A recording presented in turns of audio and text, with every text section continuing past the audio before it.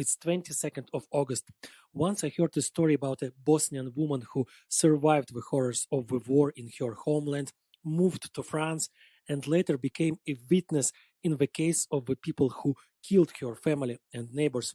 She came to court from France and asked for a French interpreter. It turns out that she swore that she would never speak the language of murderers and rapists. And it so happened that her native language was the same as that of these murderers and rapists. A very similar thing is happening now in Ukraine, where millions of people refuse the Russian language which they speak from birth. It was not their choice.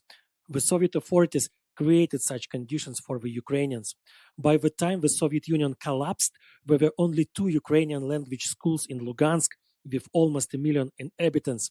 In Kharkiv, where I was born and raised, it took about 40 minutes to get to the nearest Ukrainian school by tram, and the Russian school was right next to our door, less than 2 minutes away. Millions of people in the east and south of Ukraine, including me, grew up Russian-speaking because the Soviet Union pursued a deliberate policy of Russification of our peoples. Putin assumed that this policy now, 30 years after the collapse of Soviet Union, would help him take over Ukraine.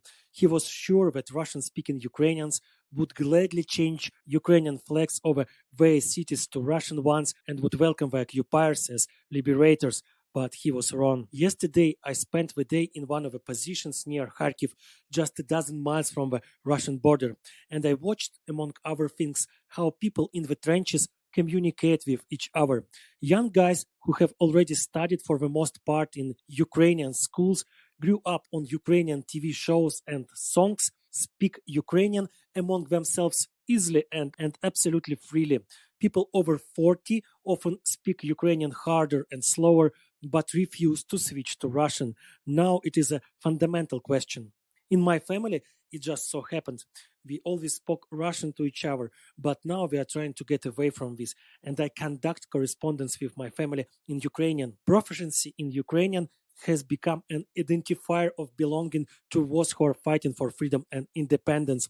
One of the main points in the coordinate system Friend of War. At the courses of military medics, they always teach to speak with the wounded or shell-shocked only in Ukrainian. Do you know why? Imagine that you are Ukrainian soldier who lost consciousness, and when you woke up, you found that Russian was spoken around you. Imagine what a shock you might be at. After all, the invaders can also speak Russian, which means you are in captivity. The invaders do not speak Ukrainian, and here the very sound of Ukrainian speech acts as a sedative. At the front, yesterday's Russian speakers who switched to Ukrainian joke that Putin has done more for Ukrainization than even the most ardent Ukrainian patriots. Putin and the Russians who support him have made it so that few people in Ukraine now want their children or grandchildren to understand Russian at all. I will tell you a story about my family. My grandfather was captured by Germans during Second World War and went through all the hell that Soviet soldiers went through when they were in the hands of the Nazis. After the war, he served in Germany for several years but refused to learn German in principle. Always said, it's a language of scam. It is clear that the language is not to blame for anything, but for my grandfather, it was the language of the Nazi butchers, and to speak it meant to speak the same language as the Nazis. Now exactly the same story is happening with the Russian language. After the beginning of the genocide of Ukrainians, after the destruction of entire cities, the Russian language is not the language of Dostoevsky or Tolstoy anymore. For us, it is now the language of murderers and rapists.